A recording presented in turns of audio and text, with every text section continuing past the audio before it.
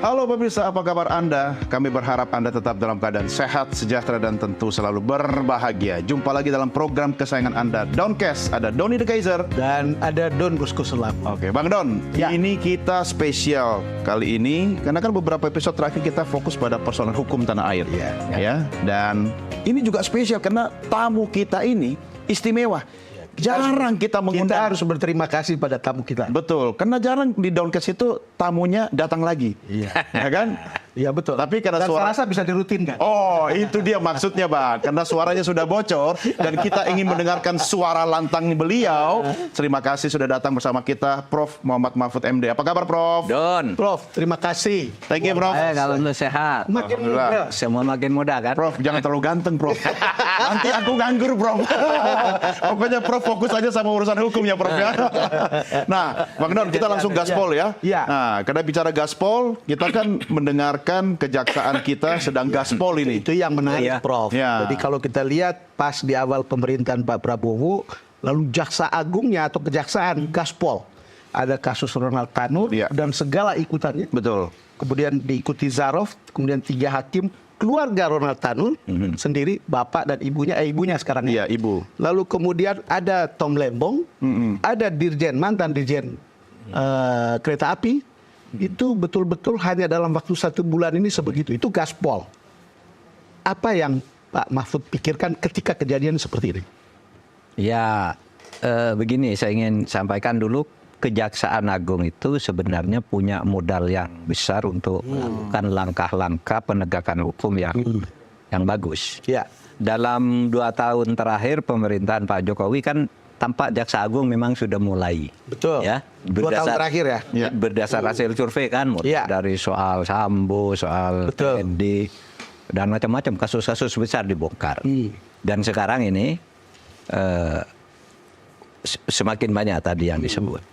Menurut saya karena itu di situ independensi Kejaksaan Agung terasa mulai diberikan, terutama di masa transisi kan. Iya. Presiden juga belum yang mau berakhir juga mengintervensinya juga. Kalau mau mengintervensi kira-kira tidak terlalu penting, masalah politik selesai, yang baru belum. Ini sehingga dia merasa lebih bebas. Momentumnya ya.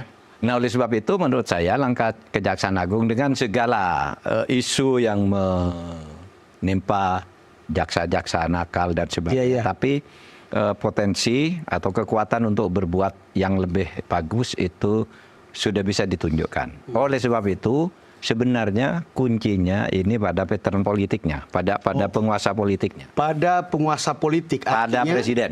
tergantung presiden ya. Kalau presiden terus mendorong Kejaksaan Agung seperti ini dan kemudian mulai menyeleksi pimpinan-pimpinan di tingkat eselon 1, kemudian kajati dan sebagainya supaya dipilih yang benar dan di bawah pengawasan kantor kepresiden betul, seleksi ini mungkin akan membaik, akan memberi harapan penegakan hukum Beri harapan. ke depan.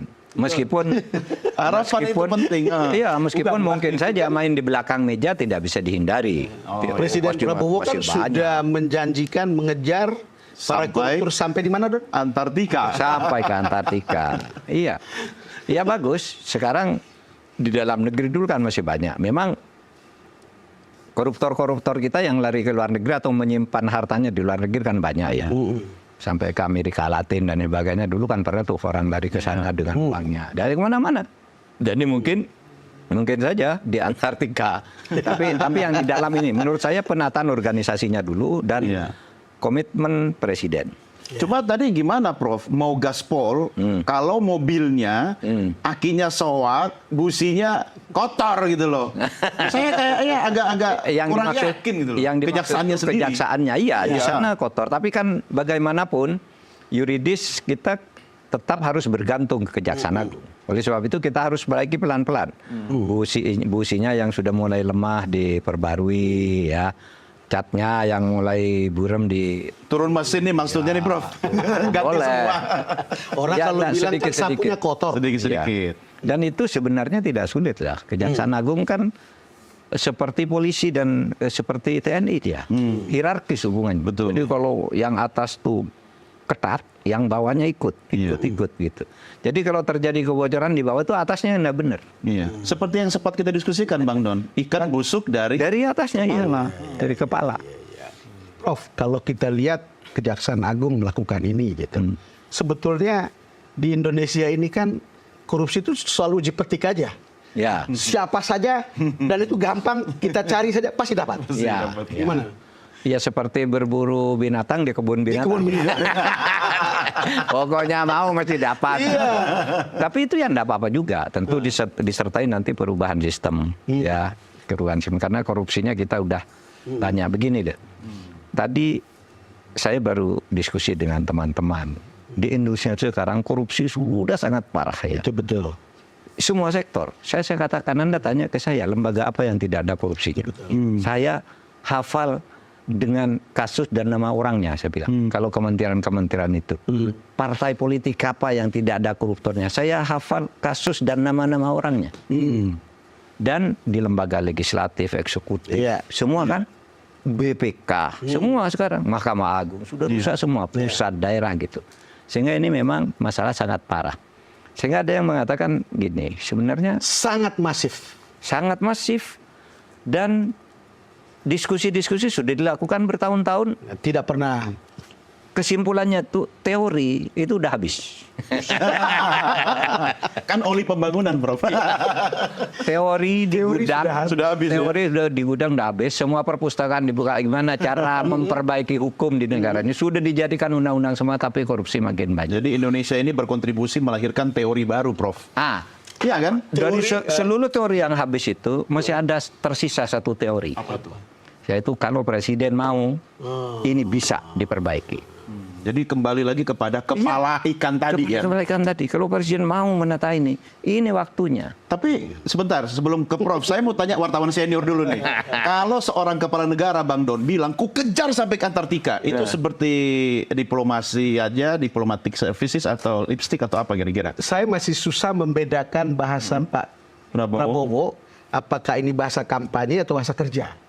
Itu untuk saya ya. Itu kan Tetapi disampaikan di kita awal-awal berharap pertama. bahwa itu adalah bahasa kerja. Karena nadanya itu persis ketika masih kampanye. Jadi, saya nggak tahu, tapi saya betul-betul berharap bagi orang kebanyakan pada umumnya berharap bahwa ini menjadi bahasa kerja yang nyata gitu. Makanya kita mengundang Prof Mahfud untuk melihat perspektif ini. Setidaknya Prof ada harapan. Ada harapan. Bagaimana menerjemahkan harapan dengan diksi ku kejar sampai ke Antartika itu, Prof? Ya gitu. Pertama, saya akan bicara dua level. Pertama, atas statement dan pernyataan Pak Prabowo. Pak Prabowo ini memberi pernyataan ini, narasinya konsisten sejak tahun 2014. Kan selalu itu. Itu betul. Wah, hantam negara kleptokrasi. Betul. Hantam korupsi, sejahterakan rakyat, jangan jadi maling negara. Itu kan? Iya, betul. Jangan makan uang APBN. Iya, jangan makan. Konsisten ya. Itu sejak tahun 2014 sekarang. Nah, sekarang dia sudah menjadi presiden dan dia menyatakan itu lagi di tahap-tahap awal pemerintahannya. Menurut saya ada harapan bahwa Pak Prabowo ini akan konsisten, tentu dengan batas-batas kewenangan dan hak-hak prerogatif tertentu untuk melakukan tindakan-tindakan yang tidak membuat gaduh. Jadi itu penegasan ya? Menurut saya penegasan itu satu pada level itu ya. Tapi pada level berikutnya kita juga apa benar nih Pak Prabowo mau konsisten? Kalau pidatonya seperti itu, mestinya kabinetnya tidak seperti itu. Itu kan? Ya, soal kayak mobil tadi kan, Ya, supirnya ahli nih ya, lincah, tapi dia mau ngegas, mobilnya nggak kuat gitu kan? Iya. Berarti Anda sendiri nggak percaya, Prof? Kalau lihat postur kabinet. Pertama, soal pengangkatan kabinet itu hak prerogatif dan kita anggap itu benar secara yuridis, tidak ada masalah. Tapi secara psikopolitik itu bisa dianalisis ada masalah kalau ada beberapa menteri yang pernah tersangkut kasus korupsi dan menempati kementerian penting. Strategi. Apa bisa? Iya. Kan gitu pertanyaan orang. Sebentar bang. Bukan. Gini maksudnya. Ada teori. Bang Don kalau sudah gini. Nah, ini kan. Coba pecah, tapi begini. Apa ini? Saya atau banyak orang ketika Pak Prabowo mengatakan akan mengusahakan pertumbuhan ekonomi 8%. 8%. Ya, 8%. Saya mencoba mencari tahu ke orang-orang dekatnya. Dari mana keyakinan itu? Keyakinan itu antara lain, menurut perhitungannya, adalah 20% saja mengurangi korupsi. Dana itu bisa membuat kita bisa 8%. tumbuh, bisa sampai di atas 5% dan bisa sampai 8%. Kalau ada keinginan untuk membersihkan birokrasi, lalu kemudian korupsi tadi bisa dikurangi 20% aja, Prof. Tapi dengan melihat kabinet yang begitu, gimana, Prof? Ya makanya sekarang Pak Prabowo ini apa sungguh-sungguh? Saya tetap menganggap ada peluang bahwa dia sungguh-sungguh melihat track record tadi. Lalu yang kedua, ini bisa saja baik ya. Iya, ini bisa saja susunan kabinet yang sekarang ini strategi awal untuk menunjukkan bahwa dia berkuasa. Anda semua di bawah saya jangan main-main gitu. Dan bisa saja nanti sesudah 6 bulan atau setahun tuh ada langkah-langkah yang lebih nyata untuk membuat kabinet itu bersih. Tidak harus memecat, tapi orang tuh mau baik apa enggak, mau berlaku. Atau maksud Prof mungkin begini, paling mudah reshuffle kalau menterinya udah pakai rompi KPK begitu. Ya, Prof ya. Ya bisa. Jadi presiden kan bisa. Kamu ada di bawah saya, jangan main. Saya serahkan ke KPK, kamu kan bisa. Jangan main sendiri. Cuma kan sudah ditegaskan sama Pak Prabowo, yang tidak mau ikut saya Keluar. Ya. Berarti bulan madu kira-kira berapa lama, Prof? 6 bulan, 1 tahun? Ya, saya memperkirakan 6 bulan sampai setahun itu sudah bisa dievaluasi. Oke, evaluasinya presiden evaluasi atau mekanisme hukum yang mengevaluasi? Bisa Bisa dua-duanya. hukum. Dan menurut saya kalau Pak Prabowo mendorong penegak hukum untuk menindak siapapun, termasuk yang ada di kabinet, itu sudah langkah yang bagus. Ada yang bilang tadi, Prof, ini cuma uji petik aja. Uji petik ya. Itu kayak buah mangga yang lagi ranum, tinggal ambil aja, Pak. Iya. Kita tahu mana yang busuk gitu. Kan kata abang tadi kan seperti diamini Prof seperti apa berburu hewan di kebun binatang. Masa berburu Larinya kemana? Tapi itu juga pasti dapat. masa berburu di kabinet ya Prof ya? Yang bener aja. Berburu koruptor di ruang kabinet. Iya. Oke.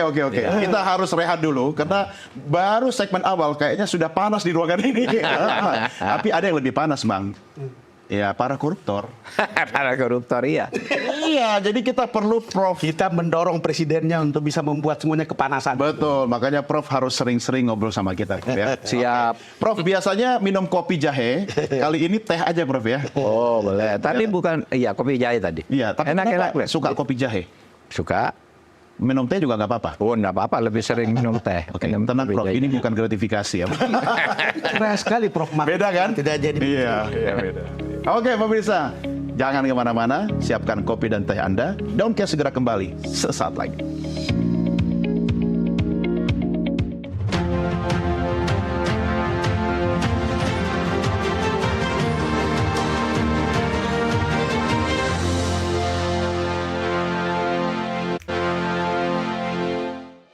Terima kasih masih menyaksikan program Downcast. Saya Doni De Kaiser. Dan saya Don Bosco Slamet. Dan Bang Don, kita tidak lupa Selalu semangat kalau harus Prof itu. ya, menular ya. Ternyata Menular. semangat ninya Prof itu menular ya. Tapi kita juga Energi positif itu benar. betul. Terus Tapi ngomong jangan apa? lupa kita juga mengucapkan terima kasih buat penonton kita, baik yang menyaksikan melalui layar Nusantara TV dan juga yang tidak kalah ini yang menyaksikan melalui channel YouTube kita. Jangan lupa like, share dan subscribe. Termasuk penontonnya Misal, Prof Mahfud. Iya. Oke, lanjut lagi nih. Kita geser ke mahkamah yang paling Iya. agung nih ya. Jadi Prof, jadi kan ada beda. Sekarang kejaksaan mulai bergerak. Ya. Dan itu tidak tanggung, gaspol dia. Ya, Tapi ya. di Mahkamah Agung kita dengar berita-berita buruk semuanya. Gas rem. Nggak Itu serius. entah kenapa gitu, kita menjadi apa ya, hati kita jadi Miris. mentah ketika mendengar berbagai kasus korupsi dan termasuk yang kasus Jarov kemarin di Mahkamah Agung. ZR. Yang menampung uang 1 triliun. Ya. Mana Pak? Ya nampaknya Mahkamah Agung ini kebobolan ya. Dia sebenarnya tidak ingin ini terbuka. Karena begini. Tadi saya baru ketemu dengan Wakil Ketua Komisi Yudisial. Jadi begini, sebenarnya sebelum 3 hakim di Surabaya itu dinyatakan tersangka dan ditahan, itu sebenarnya Komisi Yudisial sudah merekomendasikan agar 3 hakim ini dipecat. Iya. Betul. Komisi Yudisial sudah lama. Tapi Mahkamah Agung tidak mau bergerak. Ya kan syaratnya kalau mau pemecatan gitu harus ada rapat 7 orang, 4 dari Komisi Yudisial, 3 Mahkamah Agung. Mahkamah Agung tidak pernah ngirim orang. Bahkan mereka mau bentuk tim sendiri. Iya. Itu jeruk makan jeruk tuh. Jadi mau saran Komisi Yudisial itu rekomendasinya tidak dianu. Waktu itu sudah nelpon saya orang komisi, Pak itu gimana? Tolong Pak diopinikan Pak ke publik katanya. Ini kami udah punya keputusan Mahkamah Agung tidak mau menghukum 3 orang ini. Maka kemudian sehari sebelum ditangkap 3 orang ini, baru di MA memutus ini putusannya salah dan dihukum 5 tahun. Nah itu analisisnya. Sebenarnya itu terpaksa diputus sehari sebelum ditangkap daripada malu. Cuci tangan. Iya dong, karena udah biasanya Kejaksaan Agung itu kan sudah memberi syarat. Ini salah besok mau ditersangkakan. Iya. Nah sebelum itu sehari sebelumnya tiba-tiba diputus. Oh, jadi sudah tahu lah gelagat-gelagat seperti itu Bapak. Artinya itu kan kecolongan. Iya. Dari sudut itu. Tadinya permainannya itu terbuka lalu kemudian Iya, dan itu lengah sedikit tuh. Iya. di Mahkamah Kalau Agung tidak masih rusak. tertutup tuh. Iya. Mahkamah Agung itu rusak sekali loh. Dunia pengadilan kita ini sekarang rusak. Sekarang kalau Prof mengatakan Mahkamah Agung itu rusak sekali, memang kita lihat ketika ketemu bagaimana kejaksaan menangkap Zarof, Iya. lalu kemudian menemukan uang 1 triliun. 1 Itu triliun. baru seorang Zarof. Baru seorang Zarof. Ditambah Apa bacaan, Prof? 51. 51 kilogram emas. Iya. Nah, gimana Prof? Ya itu. Jadi di Mahkamah Agung itu ya sudah pasti ada mafia, ada Ya. Markus. Yang sekarang jadi Markus itu siapa? Yang jadi Markus yang ketemu sekarang Zarof. Zarof. Ya sebenarnya ada 3 kan. Yang sudah dihukum 2 sekretaris kan. Iya, iya. 2 sekretaris Ya, MA kan. sekretaris MA. Iya. Iya, iya. Jantung itu. Iya, Jantung saya dapat mengatur. pemberitahuan juga tuh waktu saya Menko Polhukam. Memang mafianya di Mahkamah Agung tuh mulai dari bawah sampai ke atas. Di sana, ini saya beri beritahu Ya. juga. Di sana ada sebuah lift. Lift. Ya, yang dikuasai oleh pejabat struktural di kesekjenan, kesekretariatan. Apa ini? Kayak Itu tentara. hanya dilewati orang-orang tertentu yang mau berhubungan dengan hakim mengurus perkara. Maksudnya yang tenggo-tenggo gitu ya? Iya, jadi lewat situ, jadi jalan kuncinya khusus. di jalan khusus, lalu masuk ke atas, ke ruang seorang pejabat, lalu dia ngatur ketemu dengan hakim ini, ketemu dengan hakim. Padahal kan mestinya kan mereka itu kan usaha tatap muka itu kan sudah harus seminimal mungkin. Iya, enggak boleh. Hakim ketemu dengan orang berperkara kan dilarang. Dulu waktu saya masih muda jadi wartawan di Mahkamah Agung, Prof. Itu mainnya itu di Kantin. basement. Di situ ya? Kantin. Pernah Iya, lihat, itu kan? tempat parkir. Banyak sekali orang di situ. Jadi banyak. Coba jangan Anda bayangin Mahkamah Agung itu 2 sekretarisnya, 1 Iya. kepala litbangnya kan. Ya. Itu Belum lagi yang posisi- di bawah-bawah. Kalau begitu sebenarnya Bang, Prof, itu bukan rumor ya, tapi istilah di warung kopinya itu sudah ada daftar menu. Ya. Dengan harga kasusnya apa, DP-nya berapa. Bayangkan Prof, kalau 1 triliun yang ditemukan di ZR itu adalah DP saja, ya kan? Dan dia cuma satu dari beberapa apa istilahnya account manager, Ya. sales manager kasus gitu Prof. Ya, ya. Bisa kan? Bisa. Berarti rusaknya udah parah Oleh banget. sebab itu saya meyakini 1 triliun itu adalah untuk banyak perkara. Berarti banyak hakim. Iya, iya. Konon ini nama-nama hakimnya sebenarnya sudah ada yang disebut. Ini untuk hakim ini untuk hakim ini, perkara nomor sekian ini, duitnya itu sudah Iya, iya. sudah dikantongi. Wah. Sehingga sekarang Mahkamah Agung sepertinya ini agak gemeteran juga. Dan Kalau lihat- itu sampai kalau lihat meledak. begini kan jangan-jangan ijon, Prof. iya Dari bawah ke atas. bisa ijon perkara, dan ijon perkara itu sudah lama sebenarnya kan. Jadi Apa bisa kita percaya lalu? Kita harus cek dulu, lift itu masih beroperasi nggak? gini, saya tadi ketemu itu lift yang dulu yang kita laporkan dulu itu masih ada enggak gitu. Dulu kan lapor ke saya. Saya bukan penegak hukum tapi saya lapor ke teman di KPK itu ada lift gitu. Orangnya ini terus Tadi saya ketemu orang itu sudah Pak, sudah ada yang sudah dipenjara ya itu. Iya. Ada yang Betul. dipenjara. Kemudian ada yang sudah dikembalikan ke Mabes TNI karena dia staf di peradilan. Iya. Oh, militer. iya. Tapi masih ada di sana Pak yang mengoperasikan ini tuh Pak, sudah kecil, sudah jarang gitu sejak ketahuan. Nah, Maksudnya nilai kasusnya udah mengecil gitu. orang udah takut menggunakan itu. Prof, itu ya memang menjadi mentah semua hati kita ketika mendengar itu. Tadi Prof menyebut 2 orang sekjen Mahkamah Agung. Itu jabatan yang sebetulnya mendistribusikan perkara. Iya. Dan ketika ada yang mendistribusikan Enggak, yang itu, mendistribusikan tentu ada perkara sesuatu. itu panitra.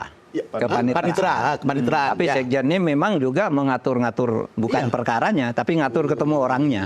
Operator ya. Iya. Berarti dia tahu nilai, Prof ya. Gue tahu. Oke. Nah, sekarang Kalau datang perkara Don, itu diendus. Iya. Kan bisa diendus kan, dibauin lalu kemudian ini Iya. ada 86-nya gitu. ya katanya dari baunya udah ketahuan ya berapa nilainya Berapa ya. nilainya.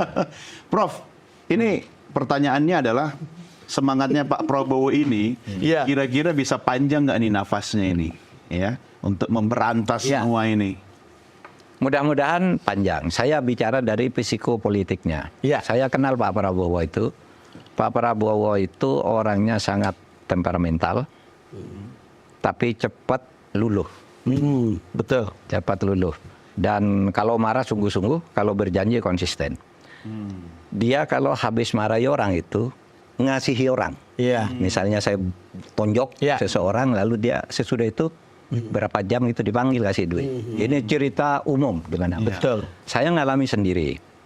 Ketika saya jadi ketua tim kampanyenya Ya. Pak Prabowo Tahun di tahun 2014. 2014. Saya kan difasilitasi pesawat ya untuk dibawa kemana-mana, difasilitasi helikopter. Yang menarik itu pengalaman saya yang terkesan itu, setiap saya datang ke daerah ada orang nemui saya. Oh. Misalnya kalau di Jawa Timur tuh namanya Wahyu, ngakunya nama Wahyu Pak. Saya diutus Pak Prabowo untuk membantu Bapak di sini. Iya. Saya tidak jauh dari Bapak, saya terus ada di sini gitu. Setiap saya ke Jawa Timur datang nih Wahyu nih, pakaian preman aja kadang-kala pakai peci kalau saya ke pesantren. Tapi dia Pak, saya Wahyu, Mengawal ya. orangnya Pak Prabowo. Terus saya tanya satu saat, Pak Wahyu, Anda ini kok setia sekali pada Pak Prabowo? Anda sudah bukan tentara, bukan apa? Gini dia cerita Pak, dulu saya ini orang pecatan, orang anulah diskors, dihukum di TNI. Ketika saya dipecat, saya diambil oleh Pak Prabowo, disekolahkan. Oh. Dan banyak orang-orang begitu. Betul. Disekolahkan oleh Pak Prabowo. Iya. Dan yang mengharukan itu Pak Prabowo dalam keadaan pergi dari Indonesia, hidup di Yordan. Iya. Uangnya berkurang banyak, tapi setiap bulan nelpon anak-anak yang dibiayai. Dia cerita si Wahyu. Nelpon, uangnya sudah datang belum? Kalau belum datang, disuruh kirim dari Indonesia. Makanya kesetiaan kawannya kepada Pak Prabowo itu tinggi. Tidak perlu dipertanyakan. Dan Pak Prabowo itu suka luluh orangnya ya. Kalau orang, iya terenyuh. Kalau orang sudah dia minta maaf gitu, dia terenyuh. Nah saya khawatir ini nanti Koruptor. Koruptor dihajar setuju Prof. Prof, Tapi jangan saya sampai awal dihajar. saya berharap Pak Prabowo tidak menerima koruptor minta maaf. dihajar. Harus dihajar. Tentang cepat luluhnya Pak Prabowo itu saya juga dengar dari Dengar kan? teman. Iya. Termasuk orang seperti Angga Prabowo yang seksprinya dulu yang sekarang dari Wamen. Biji ya. Ya. Oh ya, Lalu kemudian ada beberapa teman gitu yang melihat Pak Prabowo itu kayak begitu gitu. Tapi memang kita berharap jangan cepat luluh pada Makanya kita suarakan dari sini, Iya. luluh itu bagus, itu manusiawi dan punya rasa kemanusiaan yang bagus gitu. Tetapi juga kalau koruptor jangan diluluhi karena koruptor itu jahat itu. Kira-kira Prof, menteri-menteri di Kabinet Merah Putih ada yang tahu nggak untuk cara meluluhkan hati Pak Prabowo? Ya, mungkin menjadi tahu dari sini. Karena Anda mengadakan ini jadi tahu. Iya. Tapi kira-kira apa yang membuat baterainya Pak Prabowo itu bisa strong ya. strong soal pemberantasan korupsi tadi, Prof? Karena sikap dasarnya memang itu. Sejak dulu kan, sejak prajurit dia kan sudah sumpahnya setia kepada Republik. Berarti karakternya ya? Menegakkan hukum. Ya memang modal dasarnya itu nasionalismenya tinggi gitu. Jadi sekarang udah punya kekuasaan strong lagi. Tapi menurut saya memang perlu membangun modal politik yang kuat dulu. Kan ini tidak jelas-jelas dulu nih. Itu betul. Merangkul aja dulu Itu kan. betul. Kalau saya sudah kuat nanti saya gulung semua ini. Iya. Itu saya anggap strategi yang biasa dalam politik. Tapi kalau kiri kanan lingkungan gimana, Prof? Kenapa? Lingkungan kiri kanannya nggak strong, nggak mendukung Ya, gimana? justru itu yang nanti harus dievaluasi. Pak Prabowo harus membangun sebuah lingkungan yang kuat, yang strong Sistemnya ya. semuanya. Iya. Tapi harapan baru tadi kan Prof Mahfud bilang semua teori itu nggak berlaku. Langsung teorinya. Habis semua teori. Kalau tinggal bisa, satu. ketika Pak Prabowo jadi presidennya, satu teori itu sudah Satu berlaku. teori, Gitu. presiden harus tegas. Aku mau buka rahasia, Prof. Apa? Aku dulu kuliah bukan mahasiswanya Prof, tapi suka lari kabur masuk kelasnya Prof. Masuk Di Jogja. kelasnya. Iya. New game ya. Iya, jadi itu terkonfirmasi soal teori semua itu. Ya, bayangkan dosen aja yang sudah menghafal semua teori ternyata di Indonesia Nggak, Bang. kita Iya. bikin teori baru, Prof. Tadi teorinya itu sebetulnya korupsi baru akan selesai di Indonesia kalau presidennya Iya, karena begini loh, mafia-mafia itu terutama ya, mafia-mafia di pertambangan, kehutanan, laut dan sebagainya, itu di backup oleh pejabat-pejabat, Iya, oleh aparat. iya, Mereka tidak ada takutnya, Iya. bisa membentak-bentak polisi dia, bisa ngatur perkara. Kalau ada perkara apa namanya penggelapan apa gitulah, Iya, iya. ketangkap, ada polisinya yang kemudian karena berhadapan dengan pengusaha ditendang dia, dipindah, diturunkan pangkatnya. karena pengusaha. Iya, Karena memang banyak juga pengusaha gelap, ya. Iya, memelihara Pengusaha orang-orangnya hitam. dari, Iya. dari muda. Iya, jadi Ada backupnya juga begitu. kadangkala dilaporin ke atas polisi yang menindak tindakan korupsi, jaksa juga saya pernah ketemu, dan yang korupsi sudah mau masuk ke pengadilan, dipindah nih penyidiknya, dipindah, ini dianggap nol Nah, lagi. ini cerita tentang Soek yang di NTT. Oh iya. Iya. Sorry, Sebentar. Dulu Itu di menarik. dulu di Kaltara ada juga kan? Ada. Iya kan? Iya. Oh, kalau itu harus tambah minum dulu ya. Itu kan soal BBM kan yang soik kan. Iya. Kita tambah BBM dulu ini karena makin panas perbincangan kita di segmen berikutnya. Tetap bersama kami dalam Doncast. Kami segera kembali.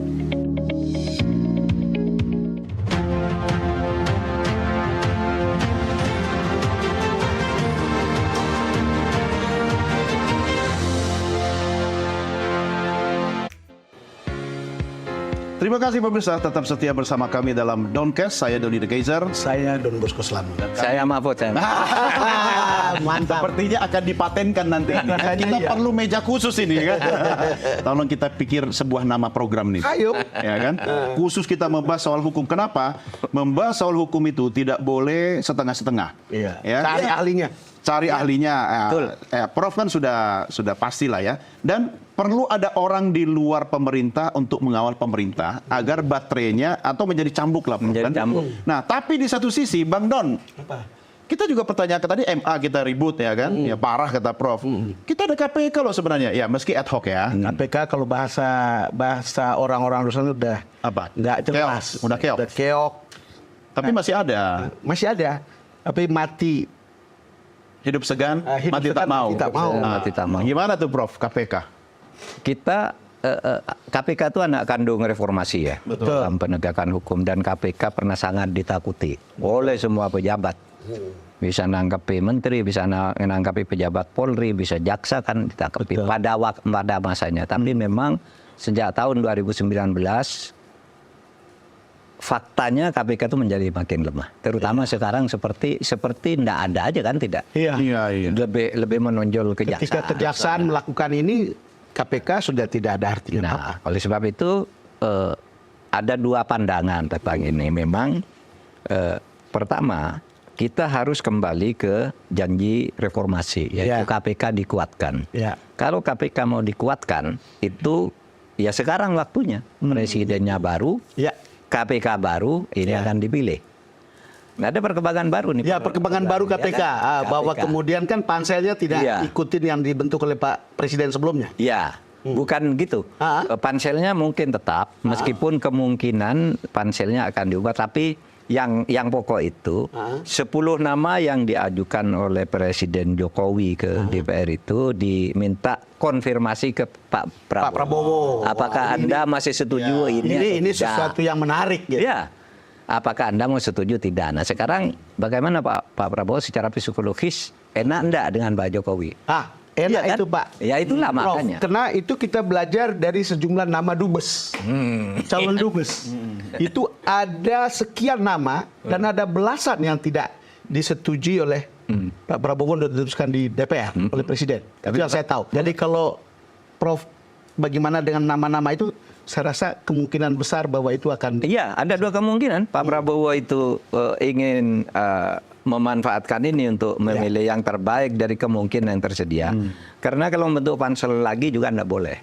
Pansel baru ya, itu pansel, harus 6 bulan sebelumnya. Iya. Oleh sebab itu nih ambil ujung aja dari tugas pansel yang dibentuk Pak Prabowo. Pak Jokowi itu udah benar. Iya. Hasilnya 20 udah masuk ke Presiden. 10 oleh Presiden udah serahkan DPR. Nah, ini yang 20 ini aja. Karena kalau cari 5 dari 20 tuh Presiden insya Allah dapat yang baik. Ini saya bukan karena subjektif ya, Prof. KPK. Tapi itu bayangkan di nama itu Johan Budi gak masuk. Iya. Lalu kemudian ada lagi satu yang bagus sebetulnya, yang dulu KSP tempatnya Pak Januar. Iya, Januar. Iya. Itu orang top. Ada deputi saya juga, Sugeng Purnomo.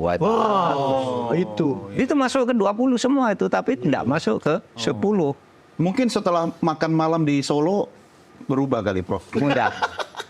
Ya mudah-mudahan. Pokoknya Pak Prabowo bisa memanfaatkan ini. Itu kalau mau berpikir kita kembali ke janji reformasi. Iya. Membesarkan KPK sebagai anak kandung reformasi untuk pemberantasan korupsi. Tapi memang ada pandangan kedua. Tadi Anda nyebut satu kata ad hoc. Ya kan? Betul, KPK ad hoc kan? KPK ad hoc. Tapi saya berpendapat ad hocnya KPK itu bukan ad hoc waktunya, tapi ad hoc lingkup tugasnya. Waktunya tidak dibatasi. Nah, tapi tetap ada orang yang berpendapat bahwa ad hoc itu ya ada waktunya. Ya, tapi pun kalau esok waktunya kita tahu kan bahwa urgensinya. Iya, mestinya masih ya, panjang. makanya. Ya, tapi kalau kejaksaan makin kuat, harusnya kan KPK... Nah, justru itu yang saya dengar, misalnya Pak Prabowo ingin kejaksaan itu kuat. Ya, sekarang jaksa Mudah-mudahan kuat, KPK kuat kan ya, nggak apa-apa. mudah-mudahan ingin kejaksaan kuat dan KPK juga lebih kuat kan gitu. Kan Asal bagus. bisa sinergi bagus, Prof. Iya. Loh, banyak yang dipetik-petik. Iya, karena ada yang mempertentangkan. Itu kan tugasnya kejaksaan. Kenapa ada KPK gitu kan? Nah, sekarang dua-dua aja yang di berbagai negara juga ada KPK ya kan? Ada kejaksaan, ada Komisi Pemberantasan Korupsi sendiri yang sangat kuat seperti Kalau dua-duanya kuat, kalau itu bahaya. Iya, nggak, artinya itu malah semakin mensupport seperti kata Prof tadi kan Pak Prabowo memang dari awal memang ingin memberantas Mau korupsi. mengejar koruptor Iya. sampai di Antartika. Dan Presiden Prabowo kan memang karakternya begitu kan. Karakternya Dia gitu. pasti akan komit kan, Prof kan. Nah, soal komitmen itu apakah harus ditunjukkan secara konkret dengan apa berbagai indikator misalnya penguatan lembaga atau Iya. Nanti misalnya 100 hari pertama meskipun saya dengar Pak Prabowo tidak punya program 100 hari pertama lebih cepat lebih baik kan begitu. Iya. Iya kan ada. Kalau lebih cepat lebih baik itu Pak Yusuf Kala. Pokoknya enggak usah nunggu 100 hari langsung bergerak. Ini situasinya darurat. Tapi paling enggak secara normal ini kan perlu penataan dulu ya, penataan aturan, lembaga, kantor, staf itu saya kira baru menurut saya kira-kira 6 bulan tuh baru bisa terkonsolidasi untuk bisa bergerak gitu ya. Sehingga menurut saya yang dilakukan pertama penguatan kelembagaan, pembersihan lingkungan kerja kepresidenan dari calo-calo yang menyamar, karena calo yang menamar itu adalah nanti kita yang kasus Komdigi itu kan orang yang dianggap orang baik, ternyata dia kan. Nah, orang itu dianggap sangat baik, diangkat gitu. Tapi ternyata dia biangnya. Nah, jangan sampai ada orang kayak gitu di dekat Prabowo. Iya. Prof, Ada lagi, Bang. kadang-kadang begini ceritanya. Orang ribut itu lebih karena soal pergantian geng, soal pergantian backing. Betul. Bukan misalnya Kayak mafia ini, Bang. berantas judi online. Ya berantas, tetapi sebetulnya maksudnya berantas yang ini. Iya. Berantas dapurnya sana. Hanya ganti kan, ganti koki. Iya, tapi orang-orang baik tadi Bang yang soal polisi di NTT, di Polda NTT ya kan, itu juga kasus Prof sampai maju ke DPR gitu kan, sampai DPR harus bersuara juga. Belum lagi soal guru honorer Supriyani ya kan. Ini kan semua melibatkan aparat hukum kita. Aparat hukum. Artinya kalau bicara tentang mafia, ini kan sudah tersistem, kemudian ada menunya tadi, Dan siapa aparat melakukan hukum yang apa. begini Don, aparat hukum yang menggunakan hukum tajam ke bawah, Tumpul ke atas. Gimana, Bro? Iya, banyak yang seperti itu. Dan itu biasanya bekerja sama dengan penjahat, dengan koruptor dan sebagainya. Nah, itu yang sekarang harus dibersihkan. Saya melihat backing-backingan itu yang paling parah ya, paling menghambat usaha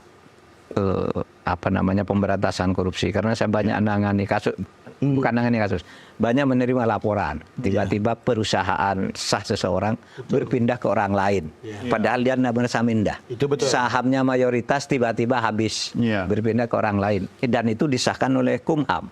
Kan pasti ada yang buka tuh di situ. Ada yang membangkrutkan perusahaan Paisit, ada tidak jelas, kan tiba-tiba perusahaan itu beralih.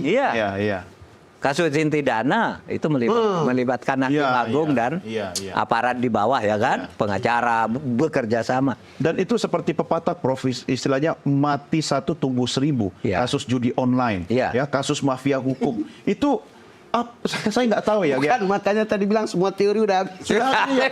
Kita butuh baterai apa lagi, Prof? Tenaga apa lagi? Paling tidak begini. Kalau pembicaraan kita juga berulang-ulang tentang ini. Iya, dan kayaknya nggak bisa habis, Prof. Setiap kita ketemu ada aja kasus baru. Iya kan? Kuncinya teorinya sekarang tinggal satu, presiden. Dan presiden bisa kalau mau. Apa yang tidak bisa dilakukan oleh presiden?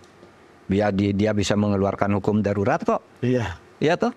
Mengeluarkan kebijakan darurat kok. Nggak bisa kalau yang lain. Kalau presiden bisa. Iya kan? Betul. Tinggal itu, ia harus tega juga, tidak selalu mengasihani orang minta maaf. Iya. Nggak apa-apa, dihukum dulu lalu kemudian nggak apa-apa. Dipeluk setelah itu. Iya. Asal dia dihukum. Kalau terhadap koruptornya harus tega, karena koruptor tuh tidak tega sama sekali kepada rakyat. Uang rakyat dimakan. Koruptor itu nggak tega sama sekali. Nggak peduli ya. Ini ada quote of the year. empati dan simpatinya tidak ada. Iya.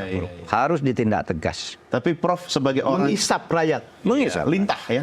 Tapi Prof sebagai orang yang dekat dengan Presiden Prabowo, apa sih, tadi kita sudah confirm, kita sudah sepakat. Saya tidak dekat, saya pernah dekat. Iya, dalam masa itu tentu kan mengenal. Tadi kita sampai sepakat soal karakternya Presiden Prabowo, dia pasti komit ya kan, dan dia juga orangnya kan pasti memenuhi janji kan, dari selama ini. Setia kawan. Iya. Tapi ada nggak faktor yang kemudian membuat semua hal itu kemudian bisa agak masuk angin sedikit? Apa kira-kira? Ya, kalau di dalam ilmu politik mungkin political trade-off ya. Sisa-sisa political trade-off, tukar-menukar kepentingan politik yang sudah pernah dilakukan. Tapi kalau itu tetap menggandoli, menghambat kerja Pak Prabowo, Indonesia tidak akan menjadi baik. Lebih baik political trade-off. Ya sudah pemilu, semuanya sudah bekerja, mari kita kembali ke posisi masing-masing. Trade-off Anda sudah, gitu. Macam-macam gitu ya. Jangan sampai political trade-off itu dijadikan penyanderaan. Menyandera seorang presiden kan bahaya. Tidak menyandera secara fisik. Prabowo nggak bisa kalau gitu, ngamuk dia. Jadi disandera pelan-pelan dengan bisikan-bisikan. Harus ini, Bapak dulu dapat ini, kalau ndak akan begini, seterusnya. Pak Prabowo harus tegas saja. Rakyat di belakang dia kok. Iya. Itu betul. Prof, itu ada ya, daripada pusing-pusing. Ada juga statement politik yang mengatakan, udah kita tutup buku lama, buka lembaran baru. Iya. Misalnya ini cut off semuanya. Misalnya seorang presiden mendeklar cut off. Lalu kemudian dia buka mulai dengan ketegasan. Ini sama seperti sudah dimulai misalnya begini. Utang-utang UMKM kita hapus. Kira-kira gitu lah. Kita mulai hapus lalu kemudian kita mulai dengan yang baru gitu. Prof, gimana melihat itu? Itu ada teorinya. Belum habis ya, Prof. Tapi sudah dikeluarkan, tidak dipakai juga. Saya pernah nulis itu. Tentang teori amputasi. Ya kan, teori amputasi dan teori ilustrasi. Ilustrasi itu artinya menyeleksi semua hakim-hakim yang punya indikasi jelek, pejabat-pejabat punya indikasi jelek, tidak boleh lagi menjabat di pemerintahan dan tidak boleh berpolitik selama misalnya 3 tahun, 2 tahun politik. Itu kan di Latvia. Tapi itu ilustrasi namanya, diseleksi ulang semuanya. Ilustrasi. Ini bagus nih Pak ini tetap, yang Pak ini mingkir, yang ini naik, seterusnya. Itu bisa dilakukan sebenarnya kalau mau ya sungguh-sungguh. Atau kalau tidak berani itu. Karena nanti yang akan ilustrasi itu kan mereka-mereka juga yang harus melakukan ilustrasi kan. Iya. Yang harus dipecat tuh mereka juga yang harus dipecat kalau menurut tentu kan. Misalnya di DPR, di kementerian, di kejaksaan. Sudah milih cara Cina, jangan milih cara Latvia. Cara Cina gantung. Iya. diputihkan dulu, terus kalau sesudah ini kamu melakukan Masih, lagi betul. gantung. Itu betul.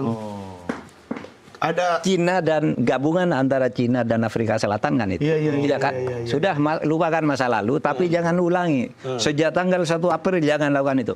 Tanggal 2 April kamu melakukan gantung. Tapi yang begini kan harus keputusan politik, Prof. Iya, Sampai makanya. ke DPR gitu. Iya.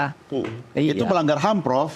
Iya, makanya nanti pertentangannya akan situ. Tapi bisa juga yang lain-lain juga itu peduli HAM itu untuk Cuma sekarang melakukan itu. begini, ada satu, bagi saya ini tanda petik ya Bang Don, Prof, masalah baru ketika kementerian sebagai instrumennya pemerintah, itu kan nomenklaturnya berubah kan sekarang. Ya. Kementerian, dulu HAM kan, sekarang hukum sendiri, HAM sendiri, Imigrasi kemudian imigrasi dan PAS sendiri gitu. Itu apa nggak makin mencar-mencar energinya ke sana kemari daripada satu aja powerful? Iya, itu yang saya katakan, itu bagian dari apa tadi? Kemungkinan political trade-off. Lalu yang kemungkinan yang kedua, memang apa itu ya? Untuk lebih mengefektifkan kerja agar fokus. Tapi sebenarnya itu sulit. Karena begini, undang-undang kehakiman, hukum dan HAM itu kan sudah ada. Iya.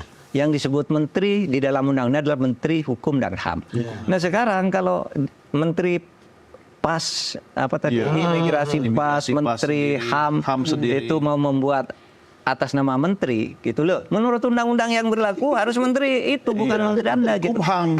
Kan berarti harus mengubah undang-undang lagi. Sesudah undang-undangnya diubah, perpresnya baru dilahirkan kan gitu harusnya. Iya.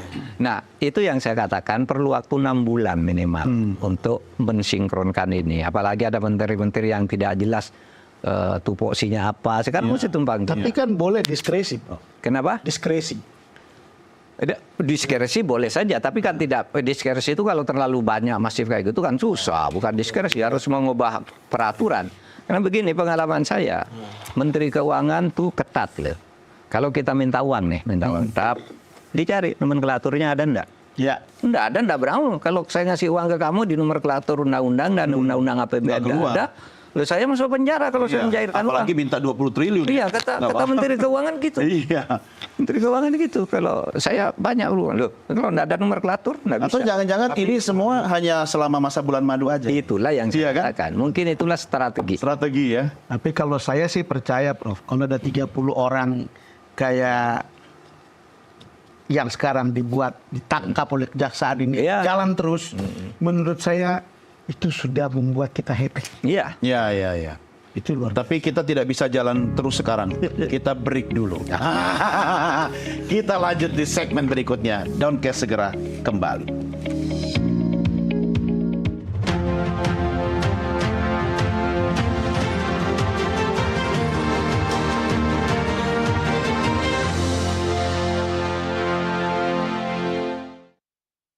Aduh. Downcast masih bersama Anda, bersama saya Dodi The Kaiser. Dan saya Don Bosco Slamet. Oke, kita sepertinya sepakat dengan Prof. Mahfud tadi, Bang. Semua sudah kita bahas, semua teori juga sudah aku bahas gitu kan. Tapi yang nggak habis-habis itu juga satu, Prof. Judi online. Iya, betul. Gugur 1 tumbuh 1000. Masih ada nggak teorinya itu, Prof? Apalagi yang dipakai itu, Prof. Tetap sama, dasar teorinya sama, meskipun tidak harus berpusat pada presiden, ini ketegasan saja. Iya. Ketegasan untuk melakukan tindakan. Karena menurut para ahli ya, ahli IT, ahli digital, itu sebenarnya gampang kok. Gitu. Dan pendapat para ahli ini nampaknya dulu pernah disampaikan di DPR di Komisi 1 yang sekarang yang dulu dipimpin oleh Mutia. Iya. Ya kan, jadi Sekarang menteri. dia catat itu kayaknya. Mungkin nih lalu begitu dia masuk lalu muncul Betul. langkah-langkah itu karena di DPR udah disampaikan. Di sini loh caranya, di sini sumbernya sih kira-kira gitu ya. Sama dengan dulu, Mas Don, ingat kasus pinjol. Ya, pinjol, betul. Pinjaman online yang memakan korban banyak sekali. Mahasiswa juga banyak korban kan? Banyak korban, ada yang bunuh diri banyak. Betul. Nyatanya bisa dikurangi kan? Bisa waktu itu gini, ini cerita. Waktu itu tuh kan pinjol banyak pengaduan ke Menko Polhukam. Saya undang Pak Kabareskrim, Pak Andrian, ya Agus Andriantono. Dia bawa seorang stafnya deputinya apa gitu ya. Dia saya Pak, masa di judi online ini dibiarkan begini gimana Pak? Pak, itu hukum perdata katanya. Iya. Kami tidak bisa berdaya karena mereka melakukan perjanjian dengan itu digital itu dengan smartphone-nya. Iya, kesadaran. Ya dengan kesadaran dan sudah diverifikasi tetap iya. Jadi mereka misalnya Anda pinjam sekian, kalau seminggu tidak bayar kami yang bayari. Terus naik terus sampai ratusan kali lipat kan. Pak, apa ini tidak bisa? Tidak bisa ini. Ini staf kami nih katanya, yang pejabat eselon. Ini juga kena istrinya, kena pinjol katanya. Tidak berdaya kami polisi, karena ini hukum perdata. Saya panggil ke OJK, kok tidak ditertibkan Pak? Namanya pinjaman online itu kan ilegal. Kami kan tidak bisa melarang kata dia. Tidak bisa kami bertindak. Terus apa yang bisa dilakukan? Yang bisa dilakukan adalah kampanye agar rakyat tidak menggunakan pinjol gitu. Kalau kampanye gitu udah banyak dilakukan kan. Terus suatu saat Presiden bilang gini ke saya, Pak Menko katanya, apakah pinjol ini tidak bisa ditindak? Kata Presiden. Pak, saya sudah bicara dengan Kabareskrim, saya sudah bicara OJK, saya sudah bicara dengan Gubernur BI, ya.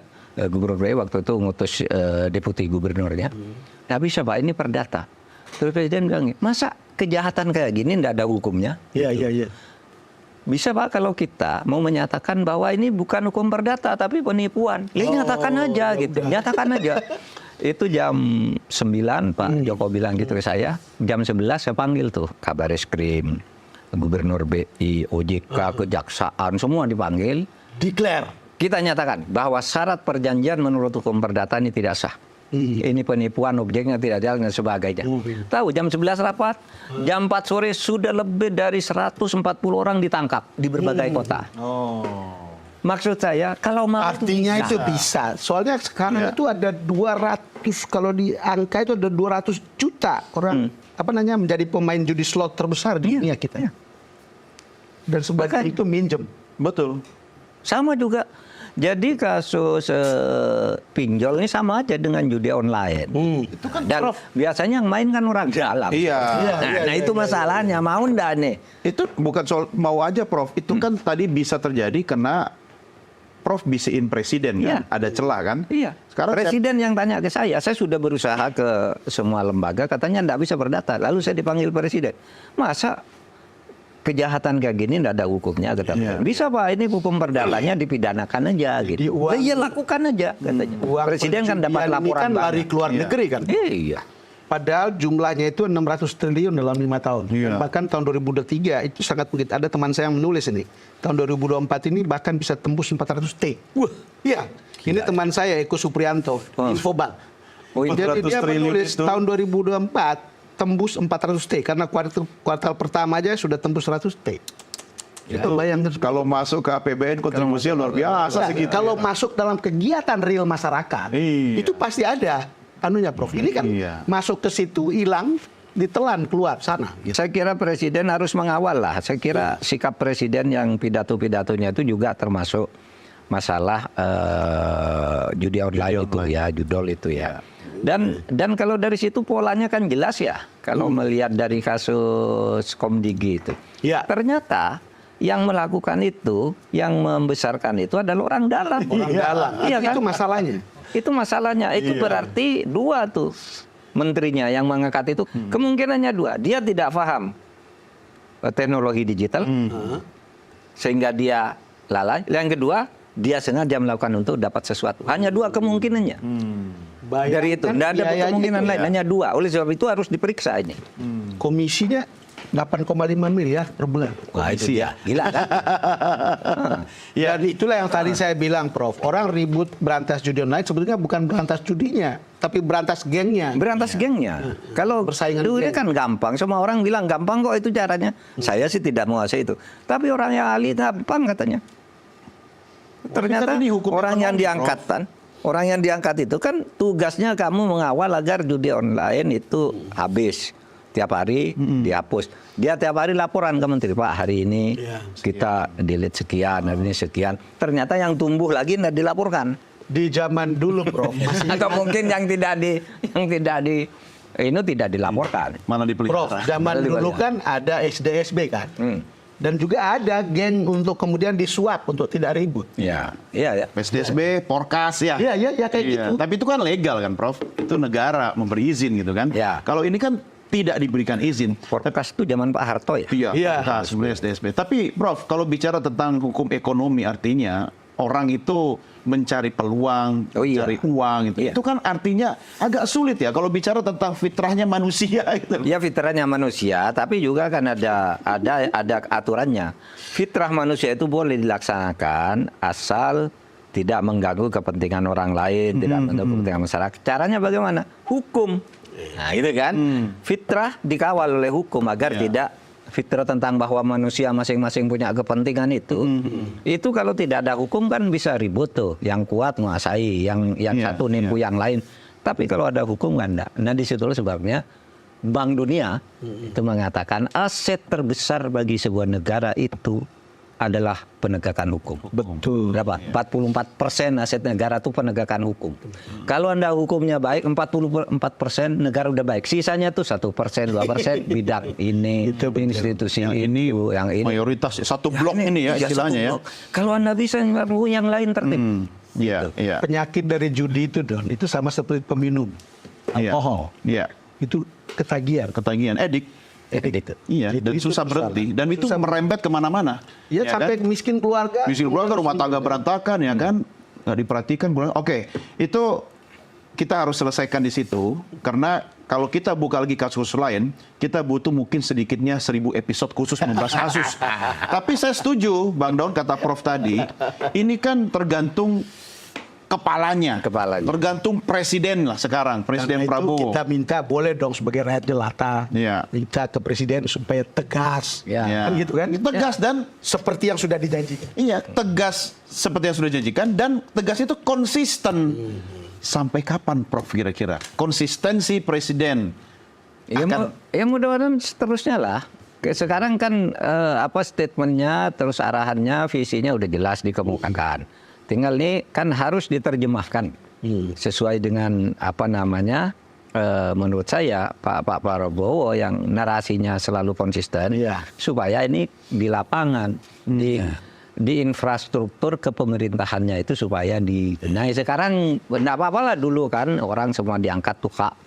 Mereka anak muda boleh maju, orang baru boleh masuk itu hak, boleh Pak Prabowo. Kan sudah diajak ke Magelang semua. Udah semangat itu. Itu silakan. Ya, harus Tapi kalau 6 bulan tidak perform, ya menurut saya harus kita berhak mengevaluasi. Bukan cuma presiden loh, Prof. Iya. Iya kan? Kita ini sebagai masyarakat yang punya otoritas ya. Iya, tugas kita itu watching untuk lihat lalu kemudian aktif rakyat jelata. Dan jangan menjadi bagian dari untuk jadi pemain juga. Iya. Nah itu Sering masalahnya. kita nuntut orang-orang nudut, ternyata diri kita sendiri pemain kan repot. Iya, masalahnya itu banyak orang yang tadinya berjuang gitu untuk memberantas korupsi, saya mau membenahi politik, masuk ke DPR, masuk ke parpol. Diam. Itu di dalam bukan diam, malah ikut. Jadi lebih pintar, Prof. Lebih ahli. Lebih ahli. Iya. Mulai dia dulu berarti karena nggak kebahagiaan aja, bukan karena mau berjuang. Prof, kalau di depan ada Presiden Prabowo, apa satu kalimat penting yang Prof bisa sampaikan kepada Presiden Prabowo terkait dengan semua diskusi kita, termasuk semua teori yang sudah habis kita diskusikan ini, Prof? Harus konsisten untuk tegas sesuai dengan statement-statement yang berdasar pada visi yang selama ini sudah dikemukakan secara konsisten, tapi belum bisa dilaksanakan karena beliau waktu itu belum berkuasa. Sekarang sudah berkuasa. Saatnya membuktikan. Konsisten. Oke, siap. Kalau gitu, kita juga akan terus ajak Prof Mahfud gaspol. Oke, Prof? Siap. Untuk itu, Prof harus selalu tetap sehat ya, Prof. Amin. Terima kasih, Prof Mahfud. Terima kasih, Prof. Selalu. Sampai ketemu Thank lagi. you, Prof. Salam buat keluarga dan pemirsa. Kita akhiri sampai di sini program Doncast. Tetap saksikan Doncast hanya di Nusantara TV dan juga saksikan melalui channel YouTube Nusantara TV Official. Saya Doni The Kaiser. Saya Don Bosco Slamet. Sampai jumpa. Salam Nusantara.